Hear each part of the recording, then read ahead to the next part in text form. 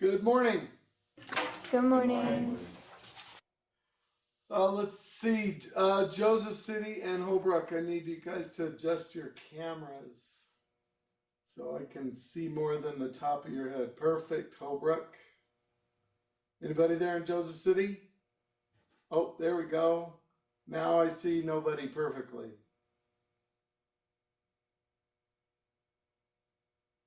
Thank you, invisible person. All right, there we go. All right, well, good morning, everyone. Hope you're all doing well.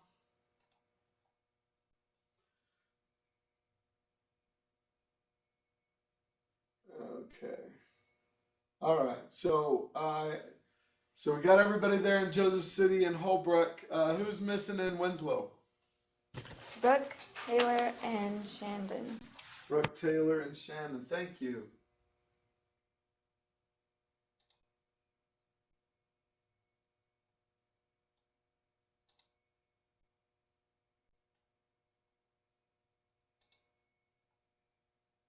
All right, did y'all have a good weekend? Anybody do anything amazing over Easter weekend?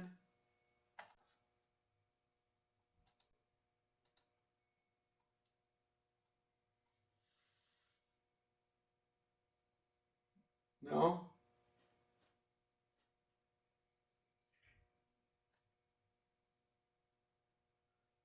Okay.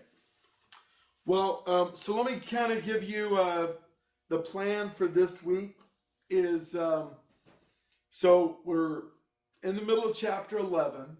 So my hope is that we'll finish 10.3 or 11. We're in the middle of chapter 11. My hope is that we'll finish 11.3 today, and then 11.4 tomorrow, and then 11.5 part 1 on Thursday. I think 11.5 and 11.6 will probably take us 2 days each. 11.4 will not. We'll be able to do that one day easily. So that's kind of the overall plan for where we're looking. So we're on a really good pace right now to finish what we need to do before the final. Any questions, comments, concerns? So what day will our final end up being? Do you know yet? Okay, so let's see. Let me grab my. Okay.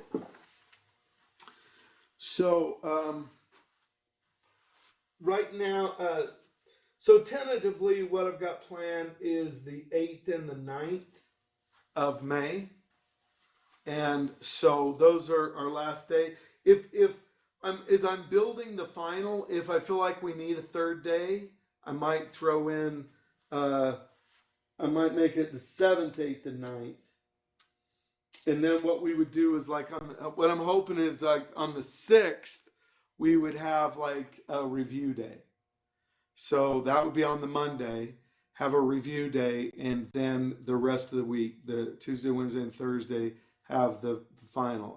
I haven't finished it yet, so I don't really know if it's gonna be a 2-hour final or a 3-hour final.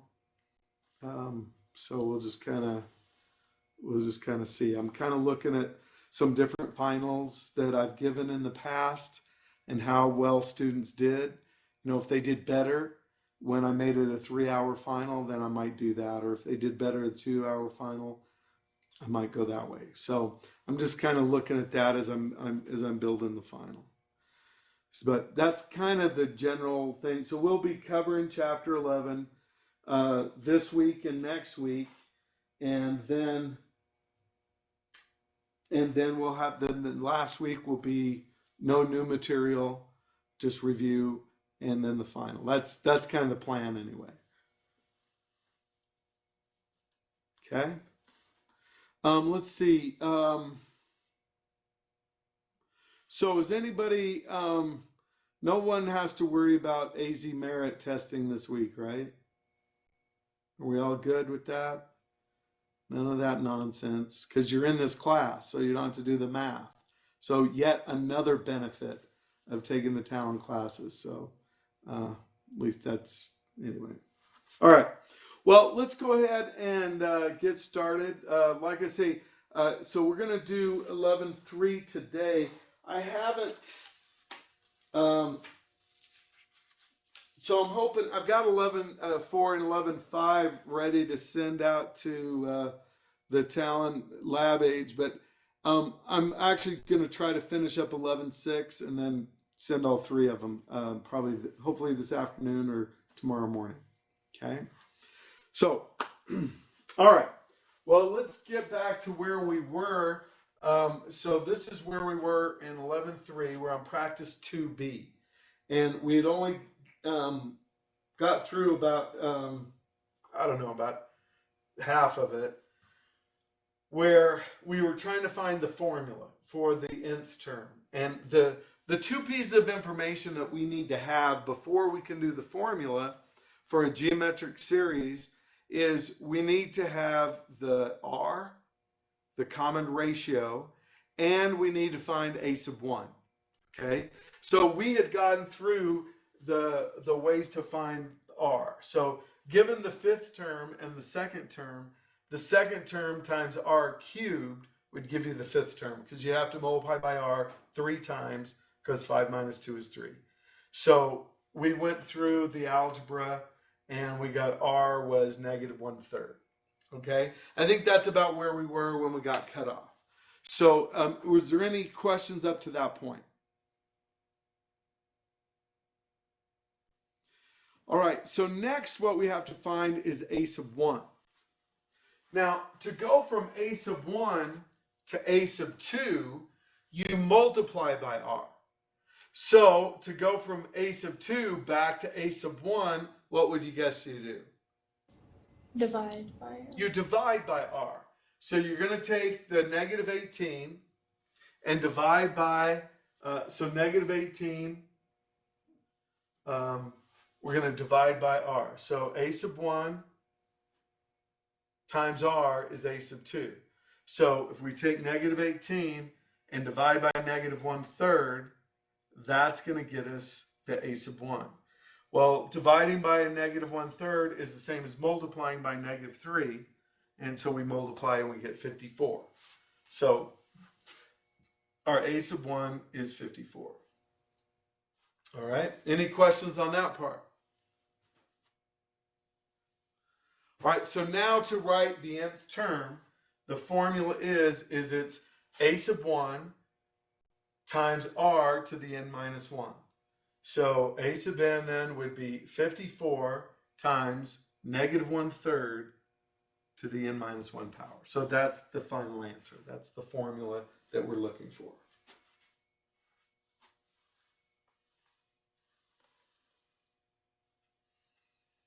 All right. Any questions on that?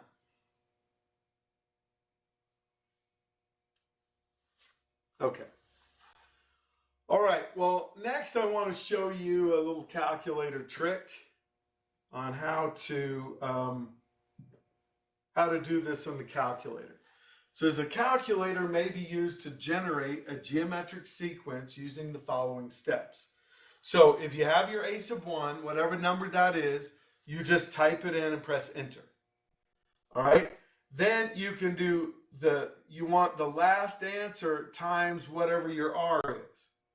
Now, sometimes you can, for most calculators, you can just put times R. And it'll give you the last answer. It'll pop that up. So the last answer times R, and then you press enter repeatedly. So every time you press enter, it'll multiply by R again. And so that's your geometric sequence. Okay?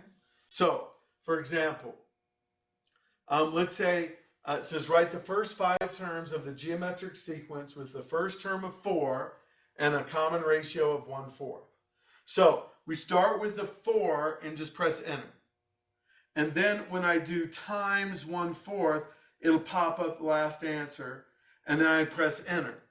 Then after that, I just press enter again, and each time I press enter, it'll give me the next term, okay, in the sequence. All right. So let's see if you can do this little calculator trick on practice 2C.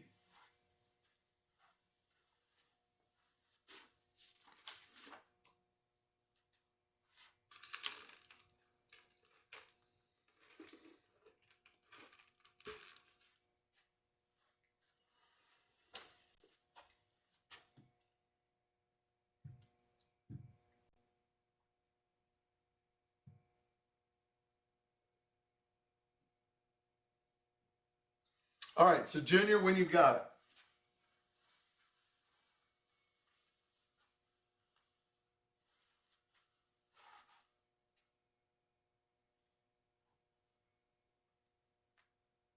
it. 2, 8, 32, 128, and 512. Okay. So 2, 8, 32, 128, 512. Okay, great job. Any questions on that? So the formula would be a sub n equals a sub 1 times r to the n minus 1. And so in this case, so it says to find the 10th term, what you could do, you could keep pressing enter 10 times, or you could put it into the formula. So usually if you have the formula, it's easier to just plug it in. Okay, so it'd be 2 times 4 to the 9th. But if you don't have the formula, or if you're trying to list them all like this question is, it's easier to just do it in the calculator. Okay? All right, any questions on that?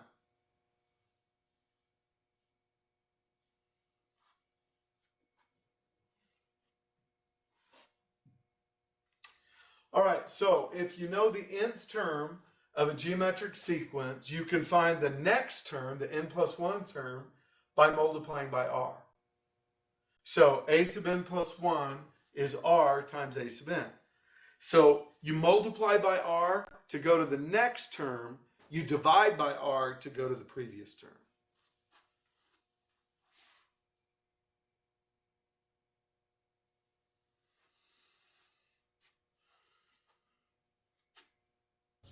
What's the exponent of the subscript n in the This it's one?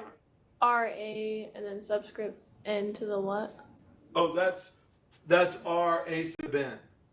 Oh, that's all. Okay. That just means to get the next term. So like if you're on the nth term, to get to the next term, you just multiply by r. Okay? All right. So this is find the 15th term of the geometric sequence whose first term is 20 and whose common ratio is 1.05. See, it's easier to actually figure out what the formula is than to start with the first term and then multiply through 15 times. See, you kind of don't want to do that because then you're finding a lot of extra stuff. So what you do is you're going to use the formula and you say, okay, the 15th term is the first term times r to the n minus 1. So if you're trying to find so to go from the first to the 15th term, you're going to multiply the r 14 times. So it would be 20 times 1.05 to the 14th power. All right, so that's what you would put in the calculator. All right, now, so let's have you just do this just to make sure that you don't have any problems with the calculator. So this part in black, just key that in and see if you don't get 39.599. Okay, just key that in just to make sure that there's no calculator issues here.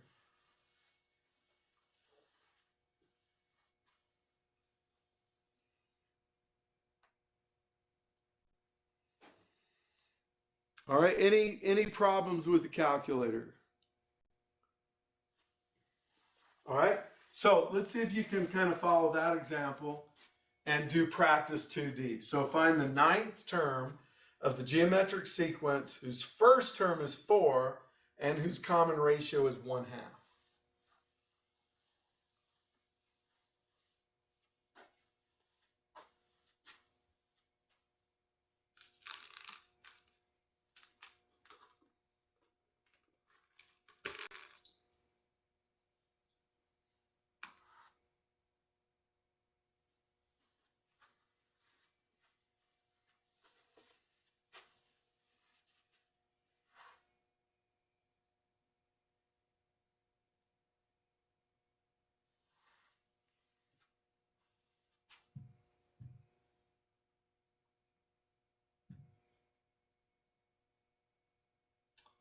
All right. Hannah, when you've got it.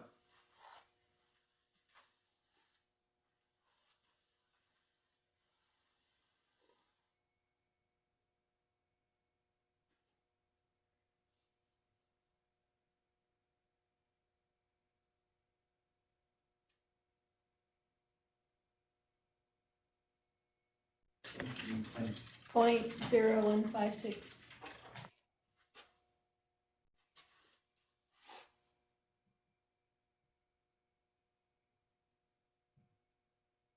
0.0156. Great job.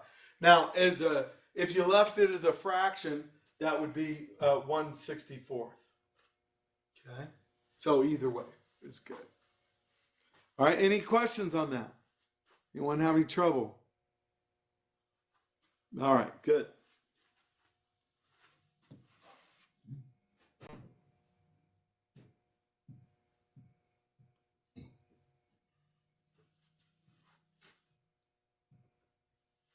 Let's see here.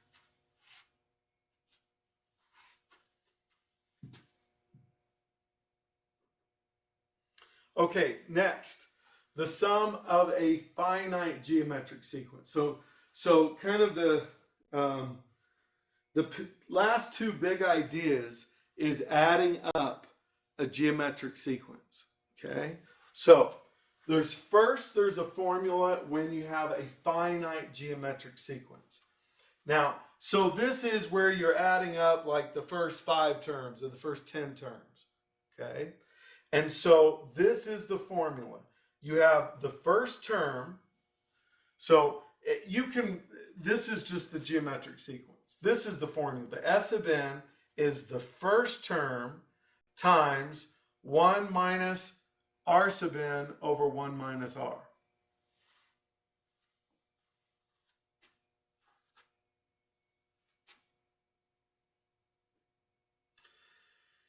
Now, remember we've talked about a finite sum is the same as a partial sum of an infinite series. So if I say find the third partial sum, but it's an infinite series, that just means add the first 3 terms together. Okay? So in either case, if it's a finite geometric series or a partial sum of a geometric series, you use this formula. Okay? Let's see. Okay. So let's look at this example. It says a deposit of $50 is made on the first day of each month in a savings account that pays 6% compounded monthly. What is the balance at the end of 2 years? This type of savings plan is called an increasing annuity. So what we're trying to figure out is what's the sum? What's the sum of these deposits, including the interest, after 2 years? So that's a good banking finance question. Okay. So what you do is you're going to use we use the formula for interest. Let's see. Let me go back to. Okay, so there's a formula for the amount, and you can write this down too. A equals P times 1 plus R divided by N raised to the NT. Now, let me explain that because that has a couple of other variables. I know you do this in Math 152. We did this formula, but P stands for the principal, the initial amount, and then you have 1 plus R to the n, where R is the interest rate, n is the number of compoundings, how many times that you're computing interest, and n times t, the number of years.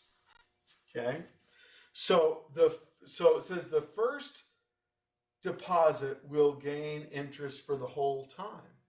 So if we just deposited one time, and then that would start off with 50, and then after 2 years, after 24 months, this would calculate how much we have. But it's a little more complicated than that because we're actually making a $50 deposit every month. So it's not just that 1 month that we have to worry about. Okay, whoops. All right, so the second deposit will only gain interest for 23 months. And then as we go back, the farther out we go, we're actually going to make, the farther along you go, it will make less interest because it's going to be in the bank for a less amount of time. Okay. So it ends up that this is a geometric sequence. Okay. Because each month you're multiplying by that interest rate. Okay. Now, so if we can figure out what R is, well, R is the 1 plus the interest rate divided by the number of compoundings per year. So if you take 1 plus 0.06 divided by 12, then this is the R. So this is the amount that we're multiplying through. And so if we want to use this formula to do it all at once, this is the easiest way to do it. Instead of doing the other formula and figuring out the amount for each deposit, this formula will give us the sum of the whole thing. Okay? So what we're going to do is say, all right, we're going to, our A sub 1, the amount that we are going to invest initially or save is 50. And then we're going to have 1 minus, okay, so here's our R, and then our N is going to be 24. Okay, so if we put this in the calculator, so 50 times parentheses 1 minus 1.005 to the 24th divided by 1 minus 1.005, then that's going to give us our amount. So $1,271. Okay. So that's going to be how much that we'll have. So just if you can set aside $50 a month, I mean, after 2 years, you'll have over $1,000. Okay. So that's kind of the idea. All right. So let's see if you can kind of apply that to practice 3A. So it's the same setup. It's just I've changed the numbers a little bit. Okay. So does everyone have the practice problem? Does everybody have the sheet, the guided notes? Okay. We've lost. Joseph City, can you guys still hear us? Can you hear me? Yeah. Okay. I just have lost my visual of you. So do you guys have the guided notes? Yes. Okay. So I'm going to just leave it on this screen just so you can kind of use this as a template and then see if you can do practice 3A.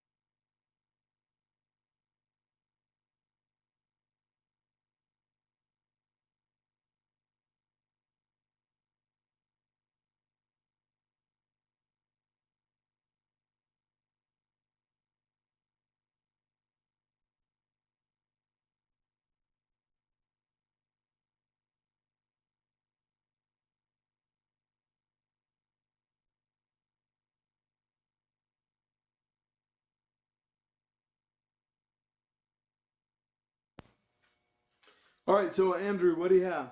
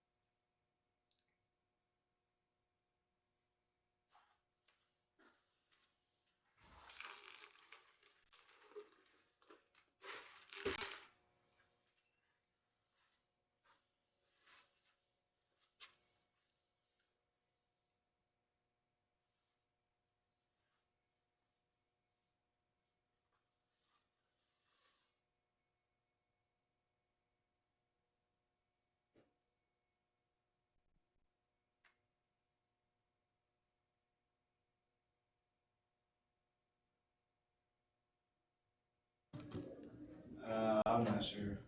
Okay, so what's your ace of one? 100. And what about your R?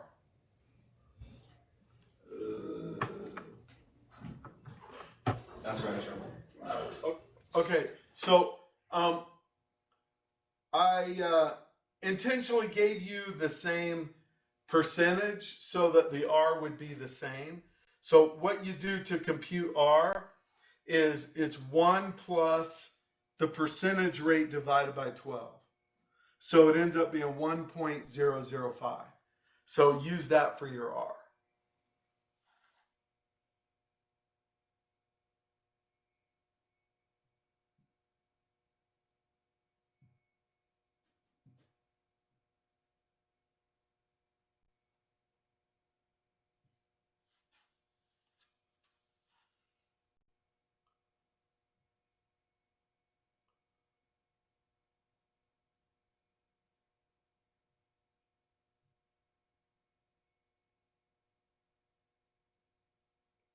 Okay, so your ace of one is going to be 100.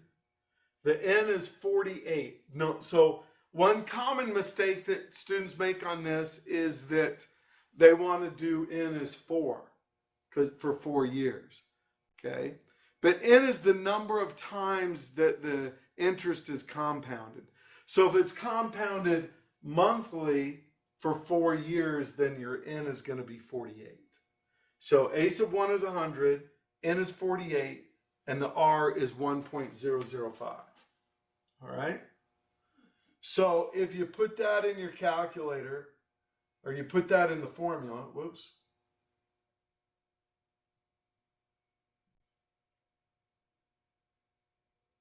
All right, then what do you get?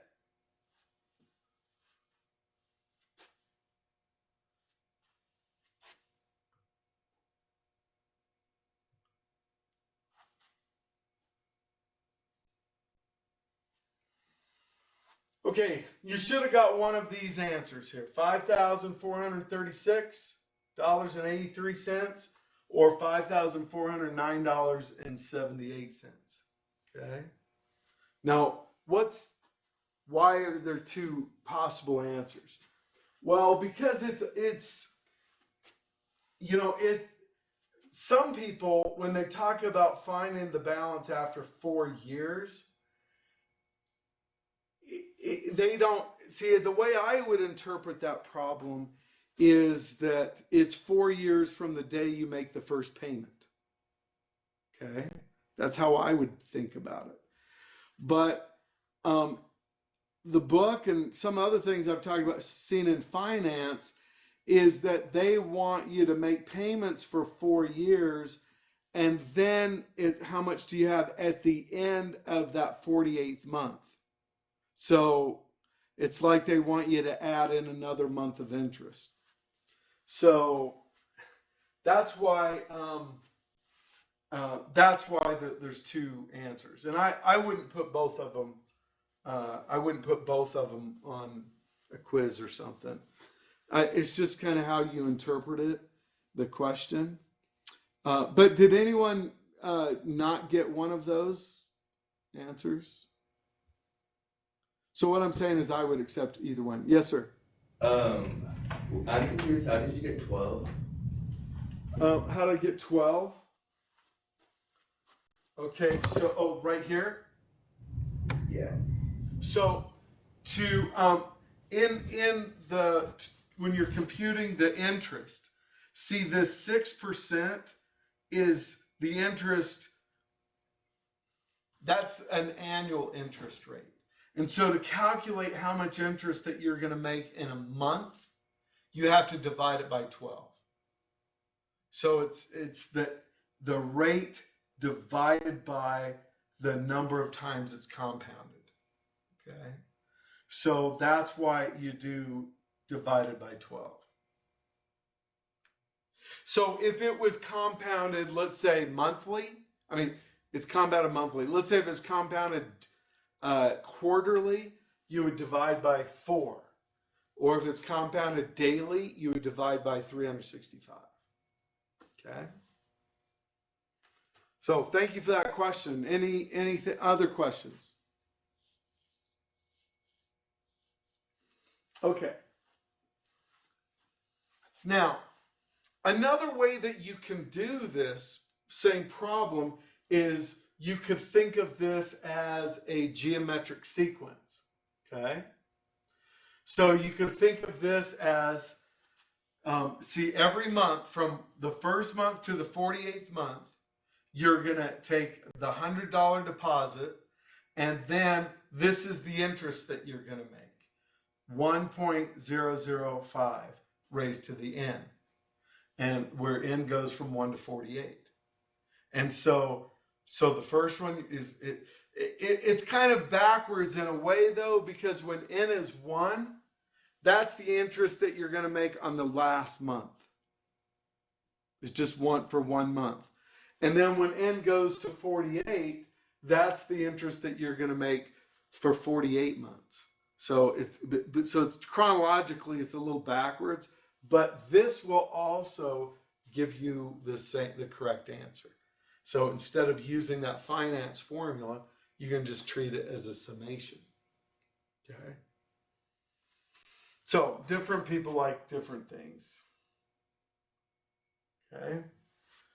Now, next, I do want to talk about the summation. All right, so it says when using a formula for the sum of a geometric sequence, be careful to check that the index begins at I equals 1. If the index begins at I equals 0, you must adjust the formula for the nth partial sum. And so really any time that if your index doesn't start at 1, you have to make sure that you're actually adding up the right numbers, because you can have it start at anything. If like on some of the examples we did earlier, where the index went from like 3 to 7, so you've got to make sure that you do that when you're putting it in the calculator. You want to put it in exactly. Okay. Now, so the other thing is, so here we have to adjust this, okay? Because see how this goes from 1 to infinity.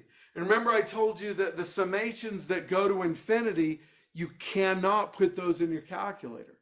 But this says find the 7th partial sum. So what can I replace infinity with? A 7. A 7. Now I can put it in the calculator.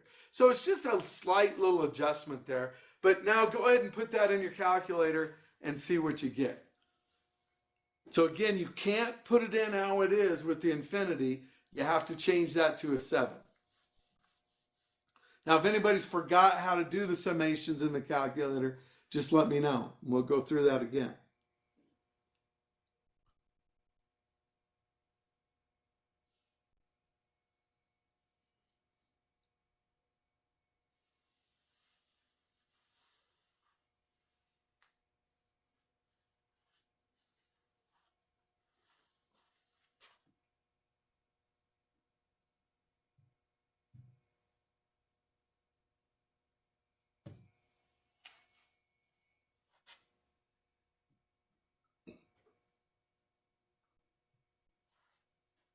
All right, so Cameron, when you've got it. 127. 127 is correct. Good job.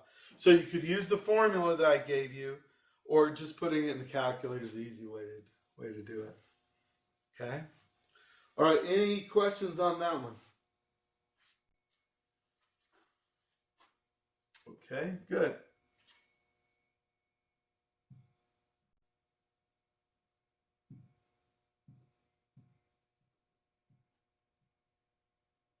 Okay, now, if we have an infinite geometric series, then it's if the absolute value of r is less than 1, or in other words, if -1 is less than r is less than 1. So r has to be between -1 and 1. If it is, then you can use this formula. So the sum of the geometric series, infinite geometric series, is a sub 1 over 1 minus r. Which is kind of crazy to me in a way that here we're adding up an infinite number of things, and the formula is actually easier. It's easier to calculate. It's easier to use if you have an infinite number of things.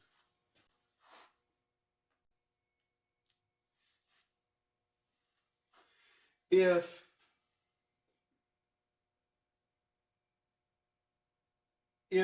the absolute value of r is greater than or equal to 1, the series does not have a sum. Okay, I'll highlight that.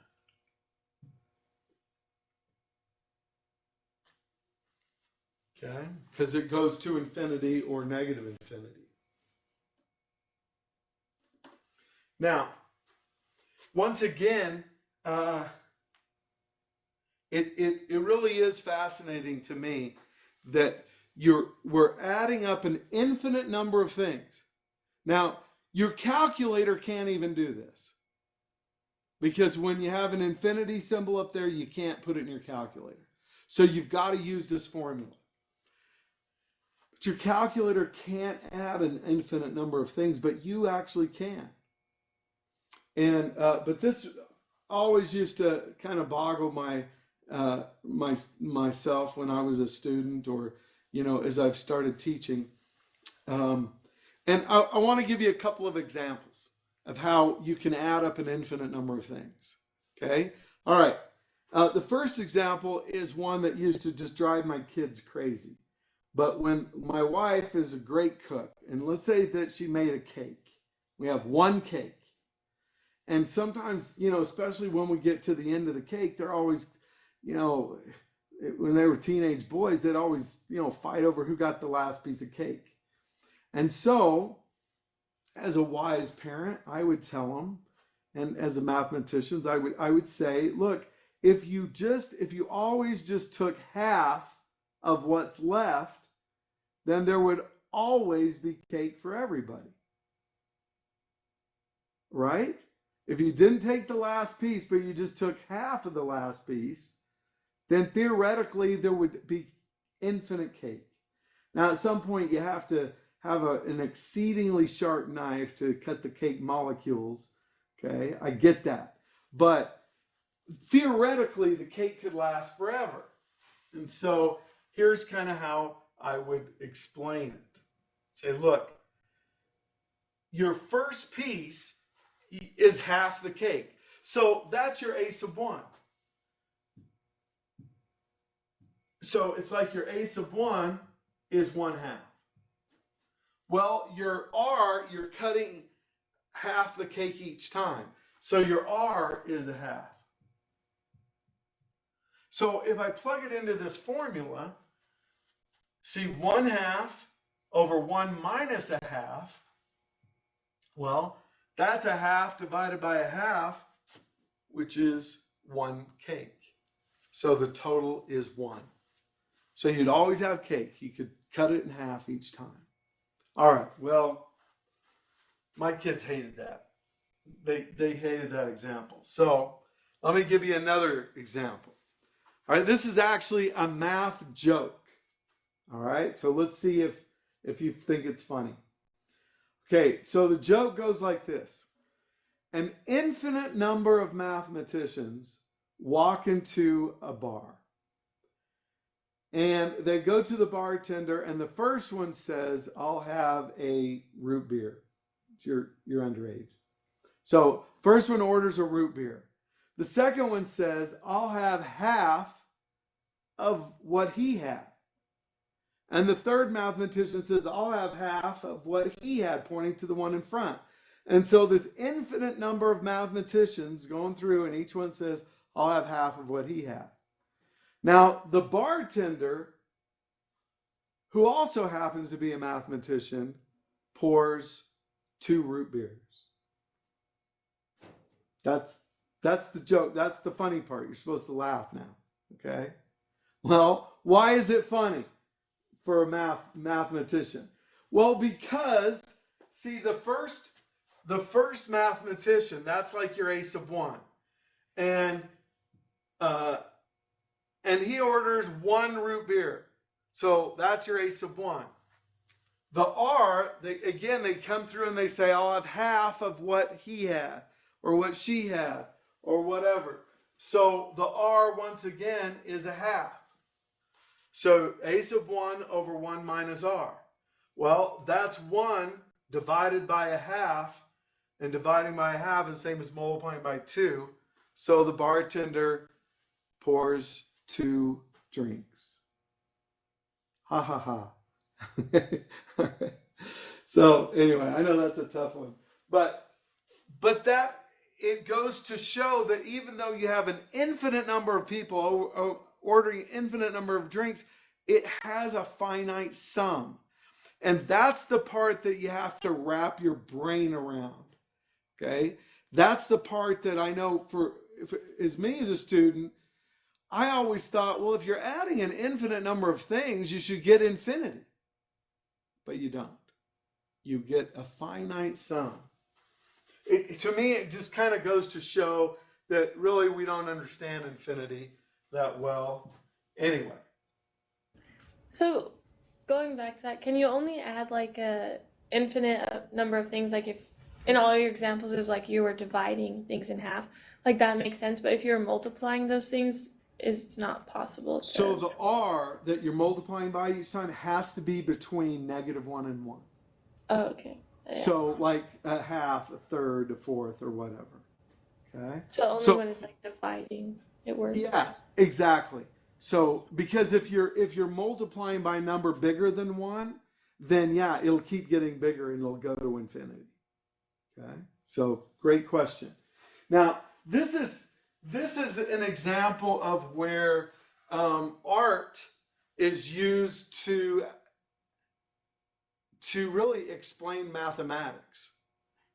And if you're a visual learner, let me see if I can help you understand what this picture has to do with math. I mean, I've kind of drawn all over it here, but so if you start off with one big triangle, and we're going to break it down into 4 triangles. So 1, 2, 3, and then the fourth one, we're going to break it down into 4 triangles. So 1, 2, 3. And then the fourth one, we're breaking it down to 4 triangles. 1, 2, 3. And then the fourth one, we're going to break it down to 4 triangles. 1, 2, 3. And so on. You keep going on and on. Now, I don't know how the color resolution looks on your screen, but there's number 1 is supposed to be all the white triangles, 2 is black, and 3 is gray. Okay, so the idea is that if you take, and so like let's say if we just focus on the white triangles, well, that would be 1/4 of the whole thing, and the second one is 1/4 of a fourth, or 1/4 squared, and the third one is 1/4 of a fourth of a fourth, or 1/4 cubed, and so on. And so the idea is that if you add up all of those, what fraction of the whole triangle is white or black or gray? It doesn't matter. which color you pick. What fraction of the whole would be that color?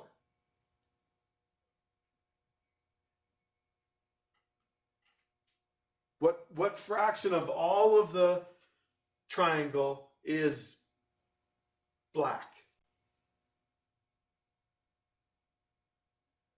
Can you see it visually? 1/4. What is it? No, Is it 1/3? it's 1/3 because you have all these white ones that go on forever. The black ones go on forever and the gray ones go on forever. So it's 1/3. Each of them are 1/3 of the total area. Okay?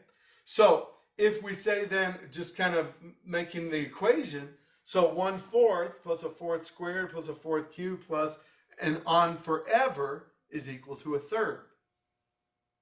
Okay? Now, the same math is shown, and there's several pieces of art that will show that. I thought I had another one, but let's go ahead and do the do the infinite sum here. So the a sub 1. So what's the first term in our sequence here that we're adding? 1/4. 1/4. And what's the r that we're multiplying by each time? 1/4. Also a 4th. Okay? So if we say then the sum of this infinite series is a sub 1 over 1 minus r. So that is 1/4 divided by 3/4, which is the same as 1/4 times 4 over 3, which simplifies to 1/3. Okay? So we get a sum of an infinite number of things that totals up to 1/3. All right, so now, so just to do, so if this says find this infinite sum, find each sum, then what you do here, again, you can't put it in your calculator like this. Okay? What you do is you say, okay, well, when n is 1, see, this part's going to, anything to the 0 power is just 1. So that part's going to go away. So this number here is my a sub 1. So the a sub 1 is 4. Well, the number inside the parentheses is going to be your r. So your r is 0.6. So now you put that into the formula, and we get 4 over 1 minus 0.6, and you get 4 divided by 0.4, which is 10. And so even though we have an infinite number of terms, and your calculator can't handle it, we can with that formula. All right? So try practice 4A.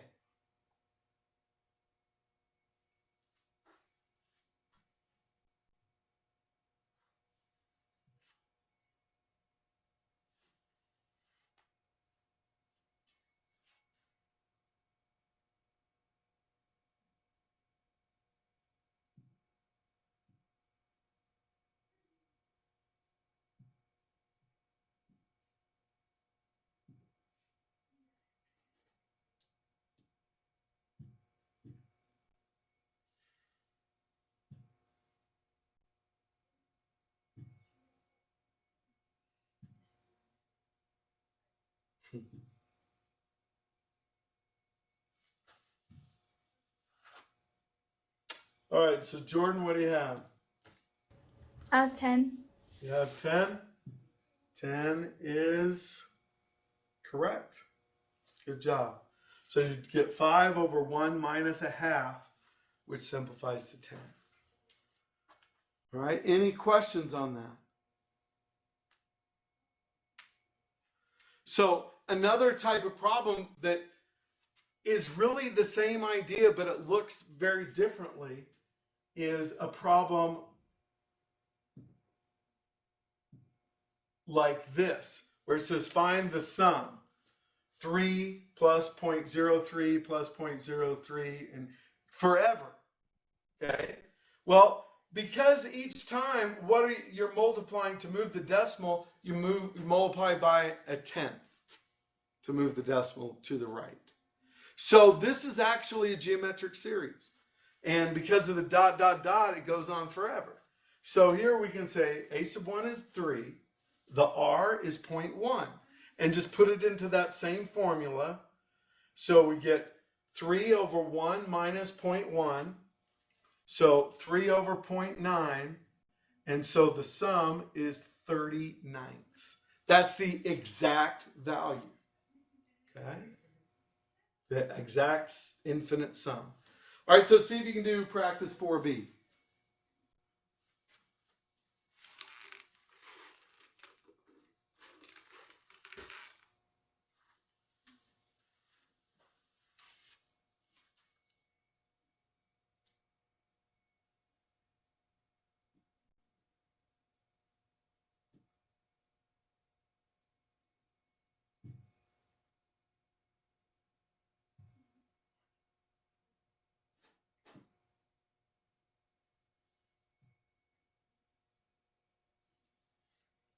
All right, so Cameron, when you've got it.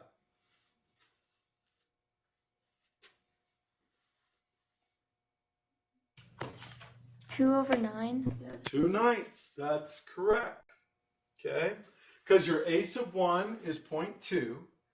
And once again, to move the decimal over 1 each time, you're multiplying by 0.1, a tenth. And so that's your r. So then the sum of your infinite series then is going to be 0.2 over 1 minus 0.1. So 0.2 over 0.9 simplifies to 2/9. All right, great job. Any questions? All right, so that's it for 10-3 or 11-3, and so we'll pick up on 11-4 tomorrow. Okay, y'all have a great day. We'll see you.